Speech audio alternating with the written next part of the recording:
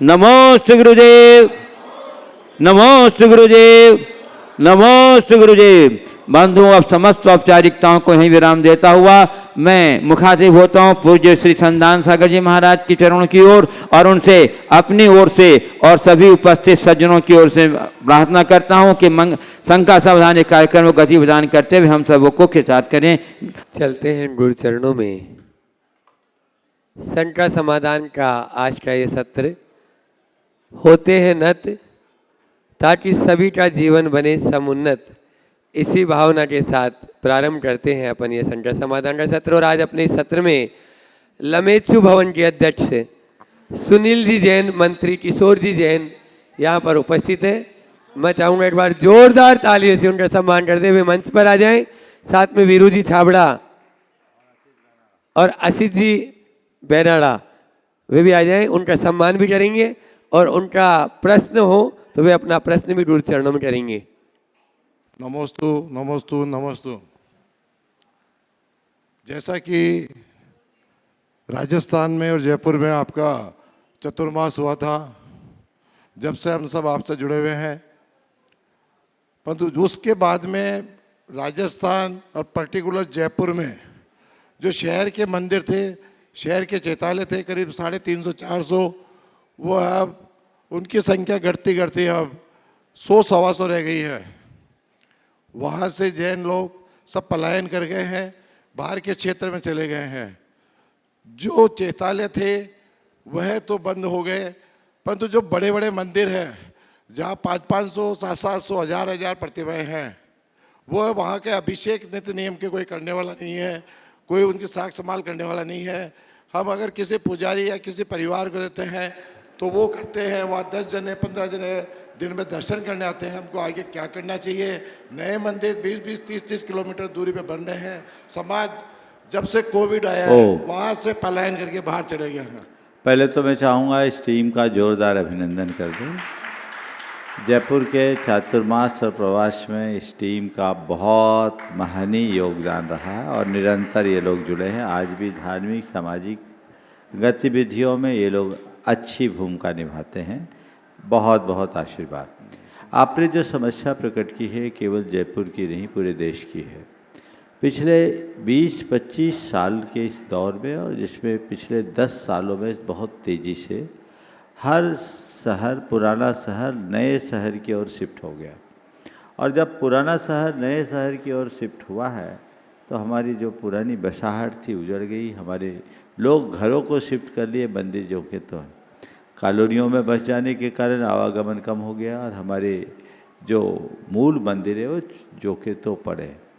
और कई जगह तो ऐसी स्थिति है कि लोगों ने अपनी प्रॉपर्टी जैसे लोगों को दे दी और ऐसे लोग वहाँ बस गए कि वहाँ पर अब लोगों का जाना आना भी बहुत कठिन होने लगा। इतनी अपवित्रता उस इलाके में हो गई। तो इसके प्रति पहली सजगता तो ये होनी चाहिए कि जो भी लोग अपने घरों को शिफ्ट करें, कम से कम अपना घर ऐसे लोगों को दे जो शाकाहारी हो, सात्विकता से जीते हो, भारतीय संस्कृति और भारतीय परंपरा पर विश्वास रखते हो।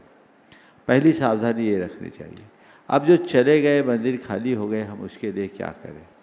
इसका एक समाधान मुझे दिखता है, वो ये है कि भले लोग अलग अलग कॉलोनियों में चले गए, जो भी उस मंदिर से जुड़े पुराने लोग हैं उनकी टीम, सबके गोट्स बने हुए हैं, लाग लगी होती है, उनको ये सुनिश्चित करें कि महीने में एक दिन इतने परिवार आएंगे। अगर एक मंदिर से 100 परिवार जुड़े तो महीने में एक बार आने में 3 परिवारों का नंबर आता है। अगर 3 परिवार आते रहे, एक आध बाहर पर आए भी, डिसकंटिन्यू भी हुआ तो 1-2 परिवार तो आएगा। भगवान की सेवा पूजा हो जाए। ये व्यवस्था मैं जयपुर के लिए नहीं पूरे देश के लिए दे रहा हूँ, लोगों को मूल से जुड़े रहने की। दूसरी बात, जन्म मरण परण की जितनी भी क्रियाएं हो वो उसी मंदिर से करे जिस मंदिर से उनकी पीढ़ियों से नाता रहा है। अगर ये चलता रहेगा तो आप जुड़े रहेंगे। अब व्यवस्था ऐसी कि जोहरी बाज़ार में घुसो तो इतना कंजेस्टेड है, कौन करे, तो भट्टारक की नसिया पहुंच जाते हैं। आपके यहाँ 3 की सारी बैठक वहीं होती। तो जो भी हो कुछ क्रियाएं वहाँ हो ताकि मूल मंदिर से नाता जुड़ा रहे, अन्यथा लोग भगवान को भगवान भरोसे छोड़ेंगे तो बुरा हाल होगा। ये कैंपेन चलाइए, लोगों तक ये संदेश पहुंचाइए। पूरे देश की ये कहानी है, बहुत तेज़ी से बदलाव हुआ है और इतने बड़े बड़े धरोहर आज करोड़ों रुपए की लागत से भी जिसे न बनाया जा सके, ये तो अमूल्य है, हमारे धरोहर है, धर्मायतन है, जहाँ सैकड़ों सालों से आपने पूजा अर्चा की और पीढ़ियाँ जिससे पनपी, उसके लिए हमें ऐसा प्रयास करना चाहिए। नमस्ते। और मैं बुला रहा हूँ उस शख्स को, आप लोग जब भी यहाँ शिविर लगता है या भावना योग का भी कोई प्रोग्राम होता है तो एक बैग आपके झोला जिसको सोले में भी रहता है वो ये शख्स है राजेंद्र जी अंजू जी सरावगी। एक बार जोरदार ताली बजा दीजिए।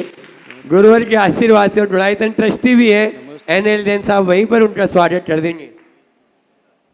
और सुनील जी देहरादून अपने बीच में यहाँ पर, सुनील जी देहरादून वे भी आ जाए और इस सम्मान की श्रृंखला में अपना योगदान देंगे।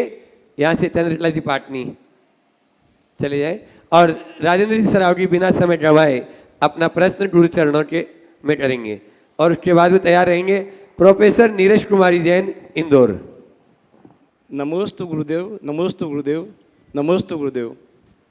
परम पूज्य मुनि श्री प्रमाण सागर जी महाराज की जय, मुनि श्री संधान सागर जी महाराज की जय, समस्त मुनि संघ की जय।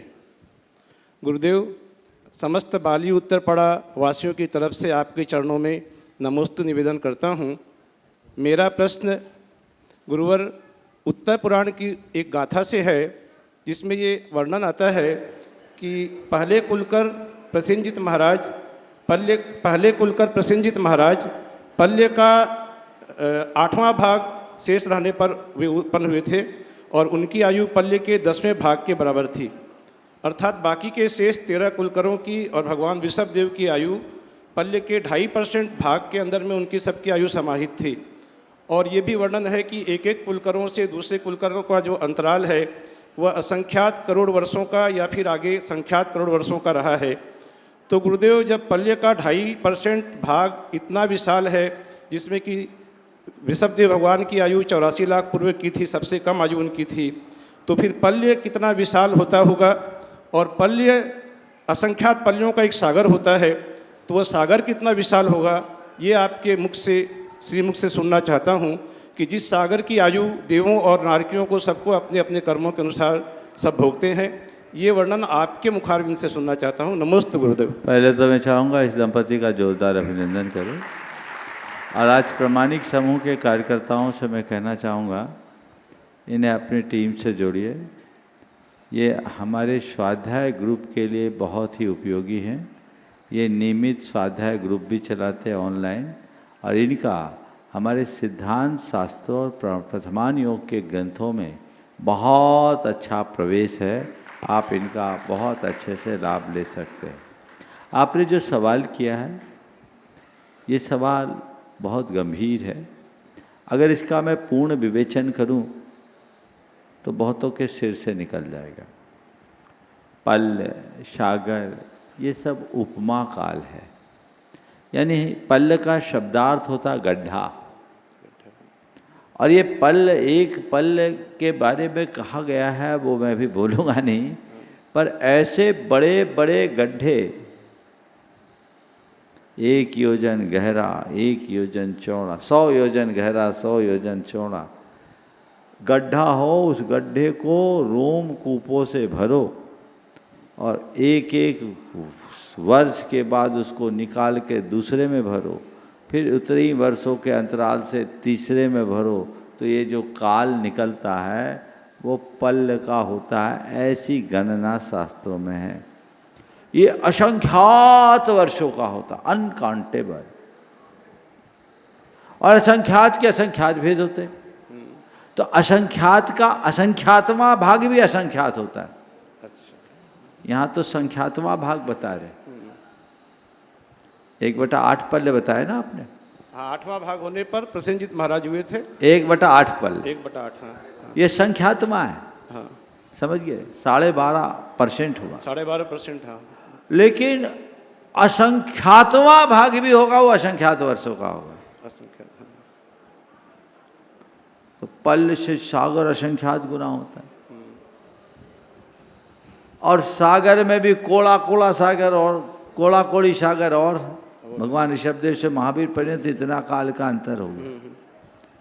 तो काल का अंतराल बहुत बड़ा होता है और उसी के अनुरूप सब क्रियाएं संपन्न होती नमोस्तु महाराज जी, नमोस्तु। प्रोफेसर नीरज कुमारी जैन, इन नमोस्तु गुरुवर। कृणाल नमोस्तु जैन, राजनांदगांव। गुरुवर, प्रायः जैन संस्कृति एवं दर्शन को लेकर विश्व में भ्रांतियां विद्यमान रहती हैं, जैसे कि देवगुरु मुद्रा, तत्वचिंतन, मंदिर एवं मूर्ति कला। तो क्या ये मात्र सांप्रदायिक अविनेश जैसा कि विद्वत वर्ग बार बार बोलते रहते हैं, इसका कारण है या हम स्वयं ही अपनी बातों को सही रूप में, सही स्थान पर, सही मानकों के साथ, सही वैज्ञानिक शोध के आधार पर नहीं रख पाए? यदि ऐसा है तो जैसा कि विद्वत ग्रुप कभी प्राध्यापक वर्ग में बटा, कभी विद्वत वर्ग है, शास्त्रीय वर्ग है, इसके अलावा जगह जगह अपने अपने क्षेत्र में विद्वान जो स्वाध्याय आदि निरंतर करते रहते हैं, इतना बड़ा विद्वत समूह जो अलग अलग ग्रुपों में बटा है, क्या ऐसा तो नहीं है कि जो मानकों के बारे में जानता है वो शोध प्रविधि के बारे में नहीं जानता, जो शोध प्रविधि के बारे में जानता है वो आगम को नहीं जानता, जो आगम को तो क्या एक एकीकृत व्यवस्था इन विद्वानों के बीच में जो एक दूसरे के पूरक बन सके? मान ली नमस्ते। पहले तो मैं चाहूँगा नीरज भाई का एक बार जोरदार अभिनंदन कर दें। ये भावना योग और प्रमाणिक समूह के बहुत सक्रिय और समर्पित कार्यकर्ता हैं। इनके साथ जितने लोग लगे हैं ये भी पूरी एक अच्छी टीम है। मैं सभी को आशीर्वाद देता हूँ इस भाव से कि दुगने उत्साह के साथ आप अपने काम में लगे रहें। आपने जो सवाल उठाया है, सवाल नहीं चिंता प्रकट की है, वो बहुत ही प्रासंगिक है। हमें ये बात समझना है कि ये बात सत्य है कि जैन तत्व ज्ञान को, जैन दर्शन को ठीक तरीके से प्रस्तुत नहीं किया गया है। इसके पीछे दोनों कारण हैं। आपने सांप्रदायिक अभिनिवेश कहा, वो तो एक कारण है ही। कहीं न कहीं हमारी भी कमी है कि हमने अपने तत्व ज्ञान को अपने मंदिरों तक सीमित कर दिया, उसे जगत व्यापी बनाने में हम पीछे रह गए। काश अगर हमने इन्हें जगत व्यापी बनाने का प्रयास किया होता तो परिणाम कुछ और होता। हमें चाहिए कि हम इस तत्व ज्ञान को जगत व्यापी बनाएं। आपने जो बात कहा कि सब एकीकृत हो जाए और काम करें, मुझे लगता है इसकी ज़रूरत नहीं है। मुझे तो आज भी दिखता है कि जैन जगत में शोध खोज करने वाले विद्वानों की कमी नहीं, जो हैं उनको एक मंच पर लाए वही मेरा और उनको प्रोत्साहित करे और योजनाबद्ध तरीके से चीज़ों को फैलाए। और एक बात और बता रहा हूँ, ये बहुत अच्छा दौर है कि हमने जैन दर्शन, जैन सिद्धांत, जैन आगम, जैन आचार, जैन तत्व ज्ञान पर काफ़ी कुछ शोध कर लिया है। आज ज़रूरत है उसे जगत में फैलाने की। और ये बहुत सुखद दौर है क्योंकि हम आज टेक्नोलॉजी के युग में जी रहे हैं। टेक्नोलॉजी के इस दौर में अगर हम चाहेंगे तो सब चीज़ें अपने आप हो सकती हैं। तो हम आज अपने प्लेटफॉर्म पर इन सब चीज़ों को फैलाएं, तकनीक का प्रयोग करें, कैसा पोर्टल डेवलप करें, हो भी गया है, लोग कर भी रहे हैं, जिससे लोगों को जैन धर्म की मूलभूत बातों का सही तरीके से ज्ञान हो सके और लोग उसका लाभ ले सकें। वैसे इसी में पूछ रहा हूँ मैं कि एक वर्ग है जो आधुनिक विज्ञान से ओतप्रोत है और दूसरा वर्ग है जो आगम से ओतप्रोत है, इनको मिलाने की दोनों को मिला दे तो काम हो जाएगा। बहुत महाराज। कुणाल वेदांशु जैन, प्रामाणिक पाठशाला, राजनांदगांव। महाराज जी के चरणों में त्रिबार नमोस्तु नमोस्तु नमोस्तु। महाराज जी, प्रामाणिक पाठशाला के मेरे 2 बच्चे आए हैं। इसमें कुणाल का हमेशा प्रश्न रहता था, जब छोटा बच्चा रहता है तो हम उसको बोलते हैं बोल पापा बोल या बोल दादा बोल, तो वो पापा और दादा तो बोलता है परंतु बोल क्यों नहीं बोलता, इसके पीछे क्या लॉजिक है, ये बच्चे का प्रश्न है।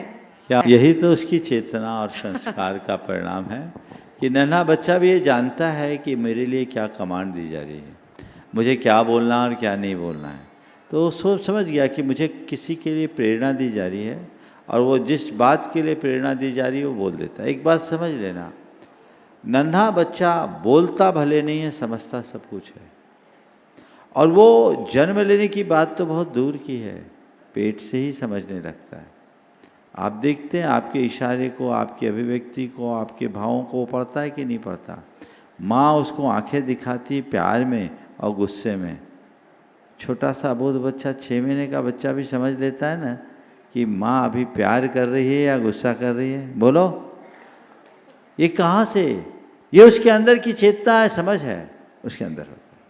नमस्ते महाराज, नमस्ते। सुनीता जैन सेठी, संयोजिका श्री दिगंबर जैन, विद्यासागर प्रामाणिक पाठशाला झुमरी तिलैया, और उनके साथ में सभी शिक्षिकागण, एक बार इन सभी शिक्षिकाओं का भी सम्मान कर दें जोरदार ताली से। सभी शिक्षिकाओं का सम्मान। वे अपना प्रश्न गुरु चरणों में कर रहे हैं और उसके बाद में तैयार रहेंगी चित्रा जैन, जियागंज, साथ में सभी शिक्षिकागण। महाराज श्री के शासंग के चरणों में त्रिबार नमोस्तु नमोस्तु नमोस्तु। महाराज श्री, हमारा प्रश्न ये है कि जो हमारे भाग्य में है वो चल कर आएगा और जो भाग्य में नहीं है वो चला जाएगा। अगर भाग्य में लिखा हुआ ही होना है तो फिर जब हम कुछ हो जाता है तो किसी के पास भी जाते हैं तो बोलते ये मंत्र जाप करो, ये विधान करो, ये पूजा करो, तो उससे सब ठीक हो जाएगा। तो महाराज जी, जब भाग्य में निश्चित है कि ये होना है तो क्या धर्म के आधार पे वो हमारी जो विपदाएं आई हैं वो दूर हो सकती हैं? क्या धर्म उस हमारे भाग्य का पूरक है? महाराज जी, इसकी शंका का समाधान कीजिए। बहुत अच्छा सवाल है। आपने पूछा है जो भाग्य में नहीं है वो चला जाएगा और जो भाग्य में हो वो चल कर आएगा। ये कथन अच्छा है, सुनने में भी अच्छा लगता है, पर ये कथन पूरी तरह से सत्य नहीं है, सत्यांश है। चित्त को समाधान देने के लिए ये बात सोचना सही है, लेकिन भाग्य के भरोसे बैठे रहना सही नहीं। हमारे जीवन में भाग्य की बड़ी भूमिका है, लेकिन सब कुछ भाग्य के आश्रय नहीं है। हम अपने संचित कर्म में परिवर्तन भी ला सकते हैं। हमारा पुरुषार्थ, हमारा धर्म, हमारी साधना हमारे कर्मों में बहुत बड़ा परिवर्तन ला सकती है। जैन कर्म सिद्धांत के हिसाब से यदि हम विचार करें तो बंधे हुए कर्म की शक्ति को हम घटा सकते हैं, बढ़ा सकते हैं, उसके स्वभाव में परिवर्तन कर सकते हैं, उसे असमय में गला सकते हैं। तो ये शक्ति हमारे पास है। इसलिए धार्मिक साधनाएं, आराधनाएं, उपासना का बहुत महत्व है। एक आदमी भाग्य के भरोसे अगर बैठा रहे तो न लौकिक और न ही लोकोत्तर, दोनों क्षेत्रों में सफल नहीं होगा। लौकिक क्षेत्र में भी उसकी सफलता तब मिलती है उसे जब वो पुरुषार्थी बनता है, और लोकोत्तर क्षेत्र में भी वह तभी सफलीभूत हो पाता है जब वह उद्यमी बनता है। तो दोनों दिशाओं में हमें ध्यान रख करके चलना है, आगे बढ़ें। हाँ, पर्याप्त प्रयास करने के बाद भी परिणाम न निकले तो सोचो कि मेरे भाग्य में यही था, पर पुरुषार्थ तो चाहिए ही, है ना। आज भी बहुत सारे लोग हैं, सबकी इच्छा है कि मुझे प्रश्न करने में मौका मिल जाए। मैं देख रहा हूँ महाराज जी के पास पर्चियाँ बहुत सारी हैं, है ना। अब भाग्य किसका आता है उसका नंबर लग जाएगा, लेकिन नंबर उसी का लगेगा जिसने पर्ची यहाँ भेजी है। तो पुरुषार्थ भी चाहिए, भाग्य भी चाहिए।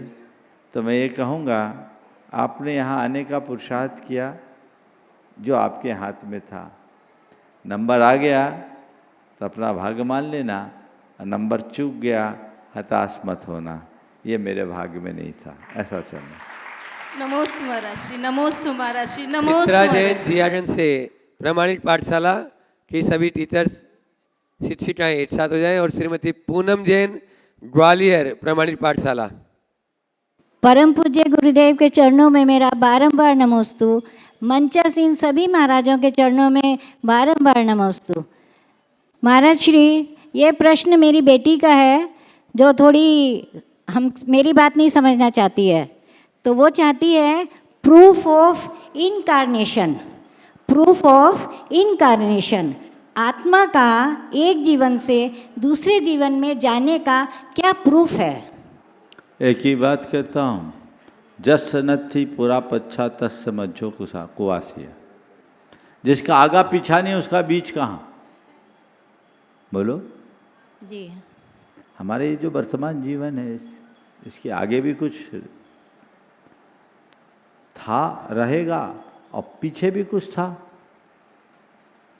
अगर नहीं था तो हम आए कहाँ से? सवाल ये है। दूसरी बात, वर्तमान में पुनर्जन्म विषयक अनेक घटनाएं प्रकाश में आई, बहुत सारे शोध हुए, इंटरनेट में इसकी सूचनाएं भरी पड़ी है। आप देख लीजिए, जिनको प्रूफ चाहिए। बहुत सारे वैज्ञानिकों ने, एक स्टीवेंसन ने शोध किया जिसने लगभग 300 प्रकरणों पर अध्ययन किया जो पुनर्जन्म विषयक थे, और उसका जो विश्लेषण है बहुत तथ्यात्मक है। अन्य भी अनेक लोगों ने ऐसा किया है, उनके आधार पर हम अनुमान लगा सकते हैं। हर चीज़ का प्रत्यक्ष प्रूफ नहीं होता। हम आपसे पूछे, उससे पूछो कि तुम्हारे परदादा सरदादा थे, उसका प्रूफ क्या है? पूछो उससे, बोलो। भरोसा ही है ना। हमारे बाप थे इसलिए दादा होंगे, और दादा थे इसलिए परदादा भी होंगे, और परदादा थे तो सरदादा भी होंगे। जी सही। तो हमारा बचपन है, हमारा बुढ़ापा है तो यौवन भी होगा, यौवन है तो जवान, बुढ़ापा है तो प्रौढ़ावस्था भी होगी, प्रौढ़ावस्था है तो जवानी भी होगी, जवानी है तो शैशव भी होगा, और शैशव है तो गर्भावस्था भी होगी, और गर्भावस्था है तो पूर्ण जीवन भी होगा। चलेगा कनेक्शन। आज सामने परदादा सरदादा खड़े नहीं है, फिर भी मानते हो कि नहीं? बोलो, प्रूफ है तुम्हारे पास? ऐसे ही हम चीजों को समझे। श्रीमती पूनम जैन ग्वालियर प्रामाणिक पाठशाला से आज अपने बहुत साथियों लोगों के का, साथ में, हाँ। और उसके बाद में दिलीप जी जैन अहमदाबाद गुजरात। तैयार रहे, माइक पहले से भेज दें, आप बोलें। मंचासीन सभी गुरुओं के चरणों में कोटि कोटि नमन। गुरुदेव, मेरा प्रश्न लाइफ मैनेजमेंट को लेकर के है कि 60 प्लस के बाद अब स्वाध्याय करते हुए ये अनुभव हुआ है, संसार से भय लगने लगा है। तो बाकी के जीवन में हम अपने टाइम टेबल को कैसे मैनेज करें कि जो बाकी जीवन है वो अच्छा रहे और अगले जन्म जो है दुर्गति में ना हो? तो हम पूरा दिन और अपनी पूरी लाइफ को कैसे मैनेज करें, कृपया टाइम टेबल बताइए। 60 पार कर गई लगता है। देखो, 60 पूर्ण होने के बाद ऐसे लोग कहते 60 आ गए, लेकिन मैं कहता हूँ 60 पूर्ति के उपरांत व्यक्ति को वानप्रस्थी जीवन शुरू करना चाहिए। वानप्रस्थी होने का मतलब है घर पर रहते हुए भी घर पे न रहने जैसी स्थिति। पहला काम, पारिवारिक और व्यापारिक दायित्वों से अपने आप को धीरे धीरे मुक्त करना चाहिए। व्यापार की व्यवस्था बेटों को और परिवार की व्यवस्था बहुओं के हाथ में सौंप देनी चाहिए। अपने पास उतना रख लेना चाहिए जितने के माध्यम से आप अपनी ज़िंदगी आनंद से बिता सके, किसी के आगे हाथ फैलाना ना पड़े। ज़माना खराब है, हमेशा देने लायक रखना, किसी से लेना पड़े, हाथ पसारना पड़े, ऐसी स्थिति कभी मत आने देना। सब कुछ जिस दिन छोड़ दिया उस दिन हालत ख़राब होगी। या तो पूरा छोड़ दो तो कोई दिक्कत नहीं। मैं हमेशा कहता हूँ, या तो भरे जेब वाले बनो या बिना जेब वाले रहो, बीच वाले मत रहो। जेब है तो भरे होने चाहिए, नहीं तो जेब ही मत रखो, तो कोई चिंता नहीं। बिना जेब वालों को चिंता करने की ज़रूरत नहीं है, और भरे जेब के बिना ज़िंदगी चलती नहीं। तो अपनी व्यवस्था बना लीजिए। घर पे अब आप मालिक की भांति न रहकर मेहमान की भांति रहें। आप अपनी दिनचर्या में परिवर्तन करें। अपनी दिनचर्या में पूजा पाठ धार्मिक अनुष्ठान अधिकतम हो। सुबह उठे, नित्य क्रियाओं से निवृत्त होने के बाद योग ध्यान भावना योग करें, प्रातः भ्रमण करें, थोड़ा योगासन भी करें जो शरीर के फिटनेस के लिए बहुत ज़रूरी है। और कम से कम सुबह का 1 घंटे का समय पाठ स्तुति सामायिक में लगाएं। उसके बाद पूजन पाठ में लग जाएं। 2-2.5 घंटा आपका निकल गया। आपका उसके बाद भोजन पानी की क्रियाएं हो गई। थोड़ा समय मध्याह्न में भी स्वाध्याय में लगाएं और शाम के समय में प्रतिक्रमण, पाठ, भावना योग और सामायिक इसमें आपने लगा दिया तो आपका दिन पूरा बंधा हुआ दिन होगा। कोशिश कीजिए रात्रि में चारों प्रकार के आहार के त्याग का अभ्यास और अष्टमी चतुर्दशी यदि आपने एकासन और उपवास का अभ्यास कर लिया तो संलेखना समाधि तक कोई बाधा नहीं। भावना योग का अनुभव भी महर्षि, पिछले 24 मार्च को हमारे रिलेटिव्स के परिवार का बहुत भयानक कार एक्सीडेंट हुआ जिसमें परिवार के लगभग 8-9 लोग घायल थे। घर के मुखिया की भी डेथ हो गई थी। पर जो भाभी हैं उनमें गजब का पेशेंस है। मल्टीपल फ्रैक्चर्स थे और डॉक्टर ने कह दिया था कि ये 6 महीने के पहले उठ नहीं सकती, कंप्लीट रेस्ट चाहिए।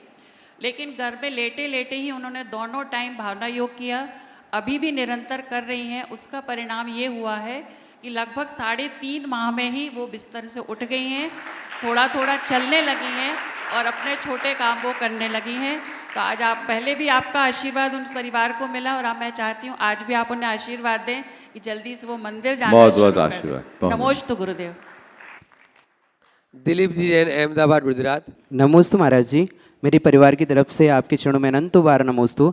महाराज जी, जहाँ पर छोटी समाज होती है, मतलब समाज में घर कम होते हैं और वहाँ पर चातुर्मास होता है किसी मुनिराज का, किसी छुल्लक जी का, तो वहाँ पर क्या होता है कि समय नहीं दे पाते हैं। जैसे सुबह के टाइम प्रवचन सुन लिए लेकिन दोपहर के टाइम नहीं दे पाते, शाम के टाइम भैयावृत्ति आदि कर ली, तो उसके बाद जब वो चातुर्मास पूरा हो जाता है उसके बाद हम लोगों को मतलब दूसरा चातुर्मास करना है। तो समाज के कुछ लोग ऐसा बोलते हैं कि आप लोग समय नहीं देते हो तो चातुर्मास मत कराओ।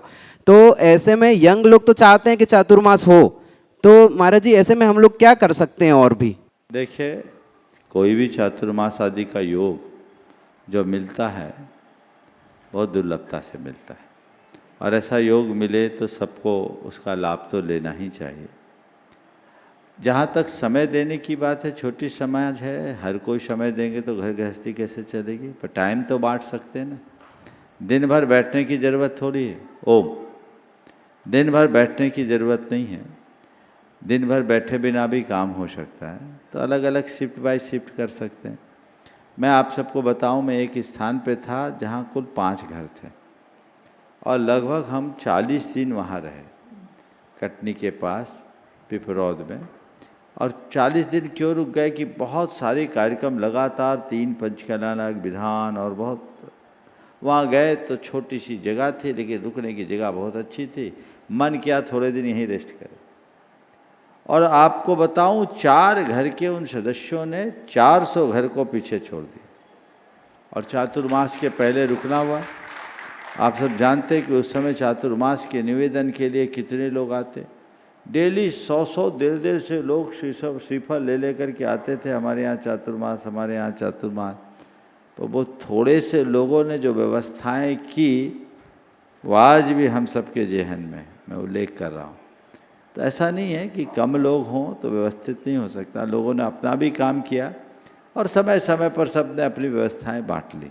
यदि ऐसा करे तो कोई कठिनाई नहीं होती, इसका ध्यान रखना। टीम का सम्मान भी कर दें और थोड़ा समय बचाइए, जल्दी आ जाइए, अलर्ट रहिए, किसी का नाम नहीं ले रहे, जल्दी आ जाइए। नीरज जैन, इंदौर। 4-5 आ जाइए, कर लीजिए। इंदौर से ये सब भावना योग को और प्रमाणिक पाठशाला को बहुत ऊंचाइयों तक ले जाने में गुरुवर के सपनों को साकार कर रहे हैं। आप लोग तालियों में कंजूसी करेंगे। जोरदार तालियां इस पूरी टीम के लिए। राजेश जी पूना, प्रोफेसर नीरज जैन, महिलाओं में भी अर्चना जी वहीं से चले जाए, अंजू जी गुड़गांव और अर्चना जी शीघ्रता से चले जाए। सीमा जी सीतापुर, प्रोफेसर नीरज जैन इंदौर, सीमा मनोज जैन राजनांदगांव, राजेश जी पुणे, अतुल जी जैन बेलखेड़े अकोला, शिरीष बेगड़े अहिल्यानगर महाराष्ट्र, दिलीप शरदचंद्र सांडली, दिलीप जैन सांडली और डॉक्टर आरती डोरे जैन नासिक महाराष्ट्र। गुरु चरणों में अभी 8 प्रश्न कर ले, फिर उसके बाद में अवसर और दिया जाएगा। नमोस्तु गुरुदेव। आरती जी भी इसमें ही शामिल है। हाँ गुरुदेव, किसी भी टीम की सफलता के लिए हम ये देखते हैं कि हर सदस्य के अंदर कुछ हुनर होते हैं, कुछ स्किल सेट्स होते हैं। तो स्किल सेट्स को कैसे पहचानें और उनको किस तरह से हम यूटिलाइज करें ताकि टीम की एफिशिएंसी बढ़े, इसके ऊपर मार्गदर्शन मैं चाहिए। चाहूँगा इस टीम का आप सब जोरदार अभिनंदन करें। ये लोग भावना योग के अभ्यासी भी हैं और उसके प्रचार प्रसार में भी जी जान से लगे हैं। इन लोगों के प्रयासों से बहुतों के जीवन में लाभ हुआ है और लोग भावना योग के अभ्यासी बने हैं। मैं आशीर्वाद देता हूं कि आप लोग और इसी तरह आगे बढ़ें और जो लोग देश भर के लोग भावना योग अभियान का अंग बनना चाहते हैं ज़रूर संपर्क करें। आपने पूछा है किसी की स्किल को हम कैसे टेस्ट करें और उसका उपयोग कैसे करें। देखिए, व्यक्ति के संसर्ग में आने के बाद उसके हुनर का पता तुरंत लग जाता है। अनुभवी आंखें व्यक्ति को पहचानने में देर नहीं लगाती।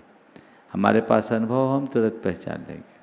तो हम देखें उस व्यक्ति की सोच कैसी है, उसकी गतिविधियाँ कैसी है, कार्य प्रणाली कैसी है, इसके आधार पर हम उसे बहुत आसानी से समझ सकते हैं और फिर धीरे धीरे उसको हम टेस्ट करें और जैसे जैसे टेस्ट करते जाएं, हमें दिखते जाए, हम उसको पकड़ लें। तो चीज़ें वैसी होती हैं। देखिए, व्यक्ति की कैसी पहचान होती है, मैंने कई बार अपने प्रवचनों में कहा है, आज पुनः कह रहा हूँ। एक कंपनी में एक जनरल मैनेजर की ज़रूरत थी। एचआर की तरफ से उसकी सूचना निकाली गई रिक्रूटमेंट की। एक व्यक्ति का इंटरव्यू हो गया, सिलेक्शन हो गया। लेकिन उस कंपनी का ऐसा नियम था कि जो भी अपॉइंटमेंट होता था, सीईओ के साथ उसकी एक पार्टी होती थी लंच की, और लंच में ही उसे वो अपॉइंटमेंट लेटर सीईओ के हाथ दिया जाता था।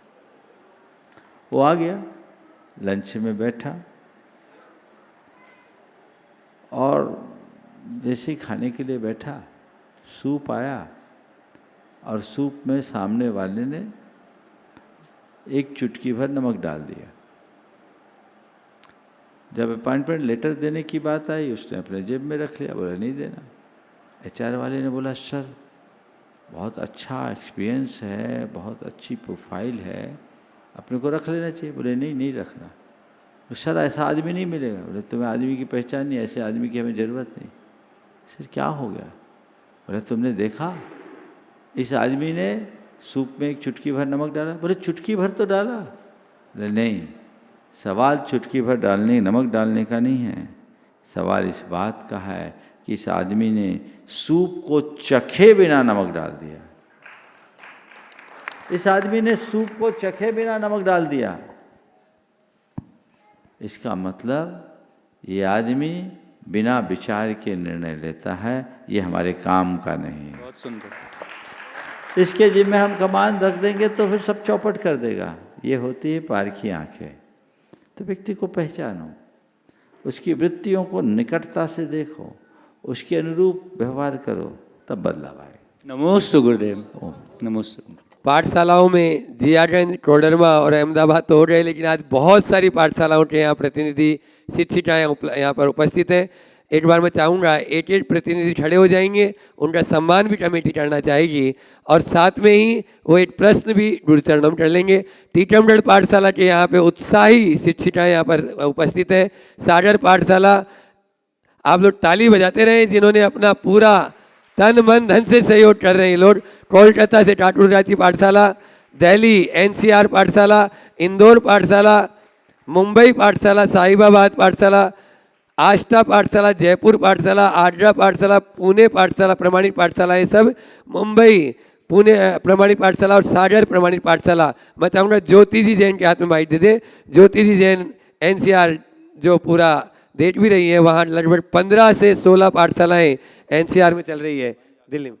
और मैं चाहूँगा यहाँ से चंद्रकला जी पाटनी सटून दीदी और अर्चना जी बैनाड़ा वहीं चले जाएं और सभी महिलाओं के सम्मान कर दें शीघ्रता से। आप लोग एक बार फिर से जोरदार तालियों से इन सभी पाठशाला और सम्मान। ज्योति जी बिना समय गंवाए अपना प्रश्न गुरु चरणों में करें।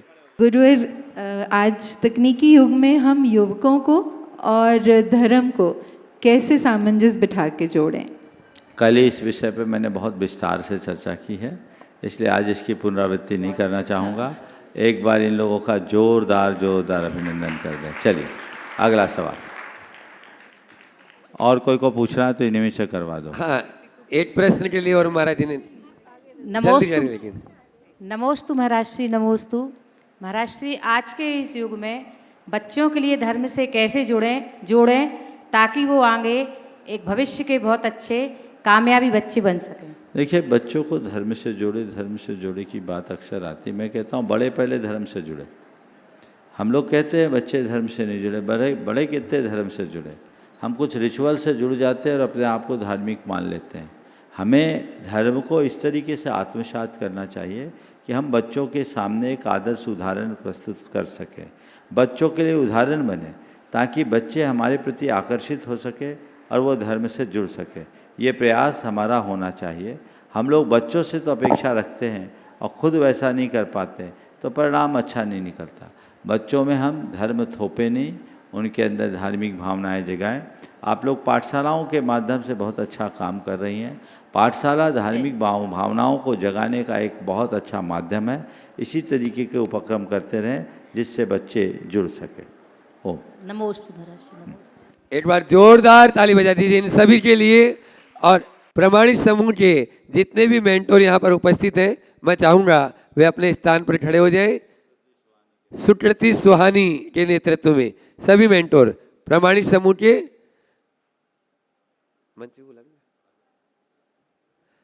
मंच पर ही आ जाएं। और तब तक बंधुओं, वो लोग आ रहे हैं यहाँ मंच तक, सुहानी और सुकृति सबको यहाँ तक लिया है। और तब तक मैं बताऊँ आपको, अभी गुरुवर का प्रवास जब बुंदेलखंड की ओर हुआ तो वहाँ पर इनके जहाँ जहाँ पद पड़े वहाँ पर नए नए इतिहासों की रचना हुई और तीर्थों की रचना जैसे हो गई। अब पाषाण का जिनालय सागर में भी बन रहा है। अरविंद जी जैन, आशीष जी जैन और दूसरे आशीष, दोनों आशीष जी जैन यहाँ पर उपस्थित हैं। वे अपना प्रश्न भी गुरु चरणों में करेंगे और मैं चाहूँगा गुणायतन कमेटी वहीं पर उनका सम्मान भी कर देगी। आप लोग जोरदार तालियों से। ये वो चेहरे हैं बंधुओं जो पूरा नींव से सिटर तक पाषाण का मंदिर बनाने का जिन्होंने पूरे समाज के साथ संकल्प लिया है। गुरु चरणों में उसी उद्देश्य को लेकर भी आए हैं अभी यहाँ पर। वे अपना प्रश्न गुरु चरणों में करेंगे। कमेटी वहीं पर शीघ्रता से सम्मान कर दे, समय कम है। और यहाँ पर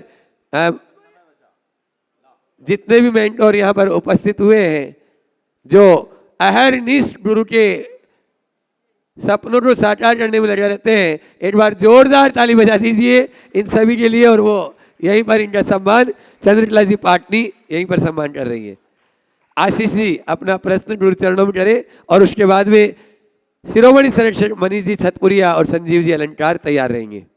जी नमोस्तु महाराज जी, नमोस्तु महाराज जी। हम लोगों के कोई क्वेश्चन नहीं है, हम लोग आपका आशीर्वाद ही बस बना रहे, सदा सदैव रहे, यही चाहते हैं, बस यही बना रहे।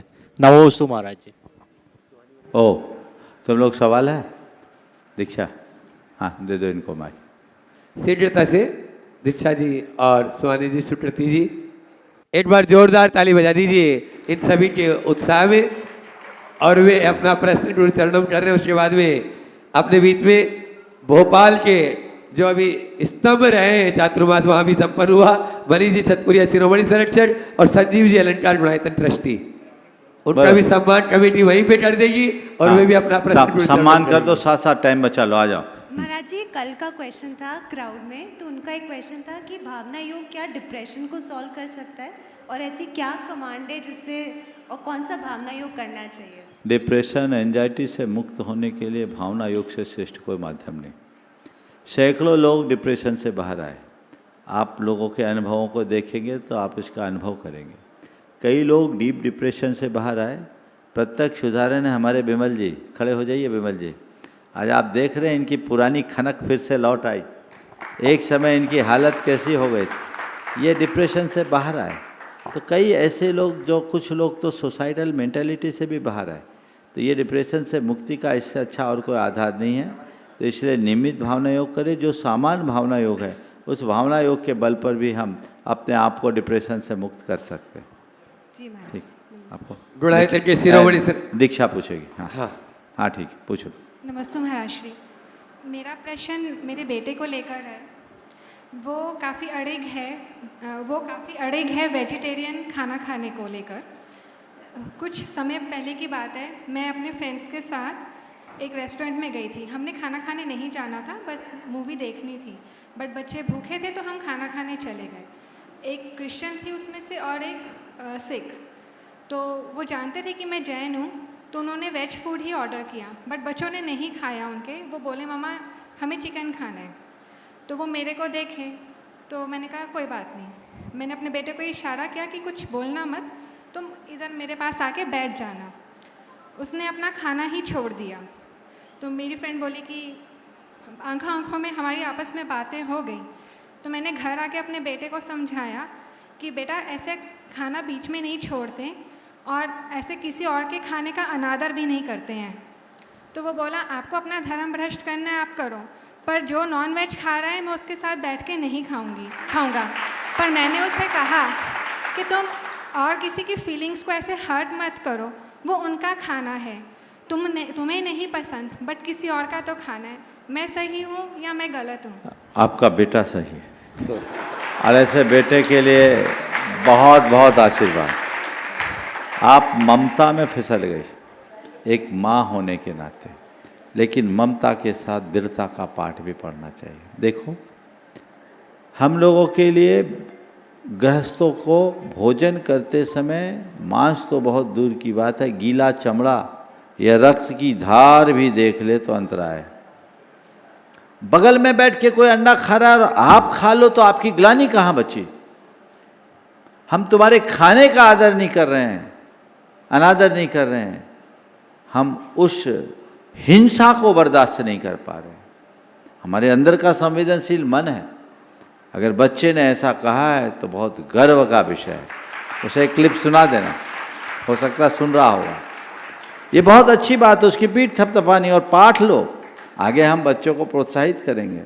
हमें किसी की फीलिंग को ख़त्म नहीं करना, ठीक है, लेकिन इसका मतलब ये नहीं कि हम अपने संस्कारों को भूल जाएं, अपनी संवेदनाओं को भूल जाएं। कतई नहीं होना चाहिए।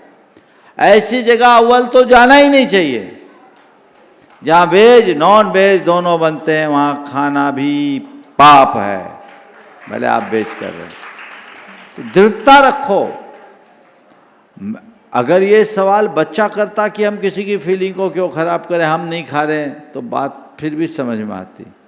लेकिन बच्चा अगर ऐसी बात कह रहा है तो वो सुदृढ़ संस्कार का सुफल है, और उनके संस्कारों को और मजबूत बनाओ और स्ट्रांग बनाओ और प्रोत्साहित करो। बहुत अच्छा। मनीष जी छतपुरिया, शिरोमणि संरक्षक, और संजीव जी अलंकार गुणायतन ट्रस्टी भोपाल से गुरु चरणों में अपना। नमस्ते महाराज जी। मेरा प्रश्न ये है कि 17 से 24 वर्ष के बच्चों को जैन दीक्षा दें या उनको अग्निवीर बनाने की प्रेरणा दें, क्योंकि यही उम्र बगड़ने या संभलने की होती है। अगर अग्निवीर बनना चाहता है तो उसको भी खुशी से भेज दो, और अगर श्रमणवीर बनना चाहता है तो उसके लिए भी खुशी से भेज दो। दोनों उद्धार का आधार है, एक राष्ट्र सेवा और एक आत्म सेवा। चलिए, मनीष जी छतपुरिया गुरु चरणों में अपना प्रश्न करें। और जयपुर वालों की आज बहुत सारी पर्चियां हैं। मीना जी चौधरी आरोग्य भारती, उनके नेतृत्व में सारे जितनी पर्ची वाले हैं वो सब खड़े हो जाएंगे। गुरुदेव नमोस्तु नमोस्तु। गढ़ाकोटा से पूरे छतपुरिया परिवार का सादर नमोस्तु नमोस्तु। गुरुदेव आपके आशीर्वाद से मेरी माँ एकदम स्वस्थ हैं, इतने असाध्य रोग के बाद एकदम स्वस्थ। एक मिनट में बताऊंगा। इनकी माँ कैंसर से पीड़ित 4th स्टेज की, और आज पूरी इकोफेगस आहार नली का कैंसर, आहार नली का कैंसर था, आज पूर्ण स्वस्थ है भावना योग के बल से पूरी। और उम्र कितनी? 80 साल। 80 प्लस 80 साल की उम्र है, और 2 साल से दवाइयाँ दवाइयाँ तो कोई चल ही नहीं रही गुरुदेव, एक भी टैबलेट नहीं, सारी दवाइयाँ बंद और 4th स्टेज के कैंसर, आहार नली का कैंसर से पूरी तरह फ्री। आप बोलिए। अभी तो डॉक्टर ने भी मना कर दिया किसी प्रकार की स्कैनिंग वगैरह कुछ करवाने की। बहुत बढ़िया। संजीत, तुम्हारा सवाल। गुरुदेव नमोस्तु, सवाल ये है कि गुरुदेव आजकल शादी में पत्रिका मिलान का रहता है और उसमें सबसे पहले गोत्र मिलान रहता है। कई बार ऐसा होता है कि अपन इस स्टेट में रह रहे हैं और महाराष्ट्र से कोई पत्रिका आई तो गोत्र मिल जाता है, तो उन्होंने कहा साहब वो अब नहीं संबंध हो सकता। तो गुरुदेव ये गोत्र की स्थिति कब से शुरू हुई और ये गोत्र कैसे? देखो भाई, अपने यहाँ गोत्र की व्यवस्थाएं हैं। समशील कृतोद वाहो नत्र गोत्र जय। अपने समान शील वालों के साथ विवाह करो अन्य गोत्रियों के साथ। तो अब गोत्र का संबंध सजाती बंधुओं में तो गोत्र होता है। तुम लोग हो बुंदेलखंड के, जैसे मान लो तुम लोग परिवार हो, परिवार जी, और तुम महाराष्ट्र में संबंध देख रहे हो, वहाँ के लोग होंगे उस क्षेत्र के, चाहे महाराष्ट्र में हुमर समाज है, जायसवाल अपने खंडेलवाल समाज है, अग्रवाल समाज है और बहुत सारी समाज है। ओके है, कौन एक समाज है अच्छी, बहुत सारी समाज है, तो अलग अलग समाज है। तो वो समाज का तुम्हारी समाज से गोत्र का तो मेल ही नहीं, तो वहाँ गोत्र मिलाने की जरूरत ही नहीं है। धर्म मिलाओ, संस्कार मिलाओ, संबंध बनाओ। लेकिन कई बार गुरुदेव कोई गोत्र मिल जाता है, जैसे मान लो, तो वो डीएनए कैसे उसका मतलब मैच होता कैसे? अब आजकल तो लोग पास की चीज़ों को छोड़ के आगे बढ़ जाते हैं। मैं आपको बताऊं, हमारी समाज में एक पद्मावती पोरवाल समाज है और पद्मावती पोरवाल समाज इधर भोपाल तरफ है, इनके तो गोत्र हैं, और फिरोजाबाद के तरफ है, उनके कोई गोत्र ही नहीं है। हमने पूछा नरेंद्र प्रकाश जी से, उन दिनों वो थे, आप लोग शादी ब्याह कैसे करते हैं? बोले पास के संबंधों को टाल के करते हैं। तो आप लोग उसी हिसाब से करें। पहले अनेक संतान होती थी तो ये व्यवस्थाएँ हो जाती थी, अब 1-2 संतान में बड़ी समस्याएँ आ रही, तो मैं क्या बोलूँ। नमोस्तु गुरुदेव, नमोस्तु गुरुदेव, नमोस्तु। मीनाजी चौधरी, आरोग्य भारती समस्त जैन पदयात्रा संघ जयपुर की ओर से। समस्त मुनिजन के चरणों में नमोस्तु नमोस्तु नमोस्तु गुरुदेव। गुरुदेव, मेरा एक प्रश्न है कि जिनेंद्र देव की सारी प्रतिमाएं ध्यान अवस्था की हैं, लेकिन जैन धर्म में ध्यान लगभग विलुप्त सा हो गया है। तीर्थंकरों के ध्यान की देशना पर विधर्मियों का अधिकार हो गया है, तो हम ऐसा कौन सा आचरण करें कि जो प्रतिक्रमण, सामायिकी और ध्यान है वो हम अच्छी तरह से कर पाएँ, क्योंकि ये तीनों अवस्थाएं ही ऐसी हैं, अगर हम ये अच्छे से कर लेते हैं तो हमें आगे और कुछ करने की ज़रूरत नहीं है। लेकिन ये तीनों अवस्थाएं हम ढंग से नहीं कर पाते, तो हम ऐसा क्या करें? आप अपनी ये बात बिल्कुल सही है कि वर्तमान में हम लोग पूजा पाठ की क्रियाओं में ज़्यादा लग गए, साधना गौण हो गई। साधना में भी व्रत उपवास तो फिर भी प्रमुखता से आ गया, सामायिक ध्यान प्रतिक्रमण का अभ्यास कम हो गया। यद्यपि श्रावक के व्रतों में सामायिक एक व्रत है जिसका अभ्यास होना चाहिए, पर प्रायः लोग सामायिक करते हैं तो बस नाम की सामायिक ज़्यादा करते हैं। इसके प्रति हमारे अंदर जागरूकता होनी चाहिए। ये हमारी साधना का प्रमुख अंग है। भगवान की जो मुद्रा है हमें यही संदेश देती है कि हम साधनोन्मुख बन करके अपने जीवन को आगे बढ़ाएं, और जो श्रावक के नित्य नियम की क्रियाएं उनमें प्रतिक्रमण भी आता है, सामायिक भी आता है, और ध्यान का अभ्यास भी हम कर सकते हैं। तो हम स्वाध्याय करें, उसके लिए प्रेरणाएं जगाएं जिससे जीवन में बदलाव आ सके। नमोस्तु गुरुदेव। ब्रह्मचारिणी रश्मि दीदी। परम पूज्य मुनिश्री के पावन चरणों में बारंबार नमोस्तु, सभी महाराज के चरणों में बारंबार नमोस्तु। महाराज जी, हवा का प्रभाव चेहरे पर पड़ता है और दवा का प्रभाव,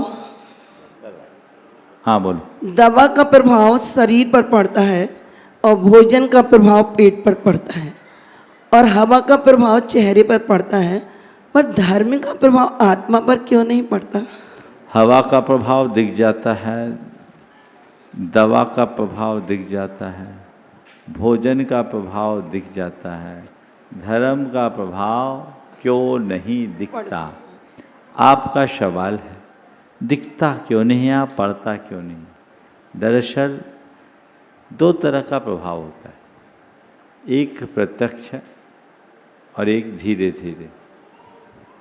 जो प्रत्यक्ष प्रभाव होता है वो अल्पकालिक होता है, और जो परोक्ष प्रभाव होता है वो दीर्घकालिक होता है। हवा, दवा और भोजन, इनका प्रभाव हम पर दिखता है अल्पकाल का। रोज हवा लेनी पड़ती है, रोज दवा लेनी पड़ती है, रोज भोजन लेना पड़ता है जी। लेकिन इन सब के साथ जो हमारा प्राण तत्व है वो तो स्थायी है, उससे आगे चेतना वो शाश्वत है। तो धर्म का संबंध चेतना से है, जो गहराई में, तो उसका असर चेतना में पड़ता है, और उसकी ही चेतना में पड़ता है जो चेतना से प्रेरित होकर धर्म करता है। तो अगर चेतना से प्रेरित होकर धर्म करोगे तो तुम्हारे भाव और बदलाव में अंतर दिखेगा, और ऊपरी मन से धर्म करोगे तो उसका असर ऊपर होगा। तो जो चीज है, धर्म तन को प्रभावित नहीं करता, धर्म दिमाग को प्रभावित नहीं करता, धर्म अंतस्करण मन और चेतना को प्रभावित करता है, और उसके ही मन और चेतना को प्रभावित करता है जो मन चेतना से धर्म करता है। तो मन दिखता है क्या? चेतना दिखती है क्या? तो प्रभाव कहाँ दिखेगा? मन के व्यक्त विचार देखते हैं, चेतना के भाव दिखते हैं, क्रिया दिखती है। तो उनमें देखो, अगर असर दिख रहा है तो समझ लेना धर्म है, और असर नहीं है तो अभी धर्म दूर है। वीरू जी छाबड़ा, अपनी बात संक्षेप में। नमस्तु महाराज श्री, नमस्तु महाराज श्री। आध्यात्मिकता, अहिंसा और जैन धर्म के संदेश को जन जन तक पहुंचाने वाले हमारे प्रिय पारस चैनल ने 25 तारीख को 16 वर्ष पूर्ण कर लेंगे। आपके आशीर्वाद से यह दुनिया भर में फैले जैन और आध्यात्मिक प्रेमियों के दिल में, खासकर शंका समाधान ने अलग जगह बनाई है। महाराज जी, आपका आशीर्वाद चाहिए। देखिए, ये बहुत प्रसन्नता का विषय है कि पारस चैनल, जैसा आपने कहा, आगामी 25 जून को 16 वर्ष पूर्ण करने जा रहा है। पारस चैनल ने एक बहुत बड़ी क्रांति खड़ी की डिजिटल जगत में। पहला चैनल है जिससे जैन धर्म जन जन तक पहुंचा। इस चैनल के माध्यम से सुबह से शाम तक होने वाले धार्मिक कार्यक्रमों में उन सबको लाभ पहुंचा जो प्रत्यक्ष रूप से धार्मिक कार्यक्रमों में सहभागी होने में असमर्थ थे। ये चीज़ें बदली और आज यहाँ तक पहुँचा। मैं कहूँगा ये एक क्रांति रही। पारस चैनल के बाद अन्य चैनल भी आए, जिनवानी चैनल, आदिनाथ चैनल, और आज तो यूट्यूब के बहुत चैनल। पर ये पहला सैटेलाइट चैनल था जिसने बहुत बड़ा काम किया। और कोरोना के टाइम में तो पारस, ये सारे चैनल्स हमारे प्राणाधार बने, और शंका समाधान के माध्यम से पारस चैनल ने ही हमारे संदेश को घर घर तक पहुंचाया। नाम है जिससे धर्म बचाओ आंदोलन की सफलता हुई और संलेखना संथारा पर आए, जो रोक के बादल थे वो छटे। तो बड़ी क्रांति है। करोड़ों लोगों का जीवन बदला। घर बैठे लोग धर्म ध्यान कर रहे हैं। जो अपने बूते मंदिर नहीं जा सकते, पैदल चलने में समर्थ, उन लोगों को ये लाभ मिला। घर घर स्वाध्याय की परिपाटी इसके माध्यम से चली है। तो ये बहुत ही आदर्श उपस्थित हुआ है। मैं इसके लिए पारस चैनल के संस्थापकों मुनिवर चिन्मय सागर जी का मन में भाव जगा और उन्होंने इसको शुरू कराया। आज वो नहीं है, लेकिन चैनल सारे संसार में जैन धर्म को फैलाने में अपनी बड़ी भूमिका निभाई है। मैं पूरे चैनल परिवार को दोनों हाथों से आशीर्वाद देता हूँ कि वे इसी तरीके से आगे करते रहे और विशुद्ध जैन धर्म की प्रभावना में सहभागी बने। समय हो गया, यहीं पर विराम। बोलिए अहिंसा परमो धर्म की।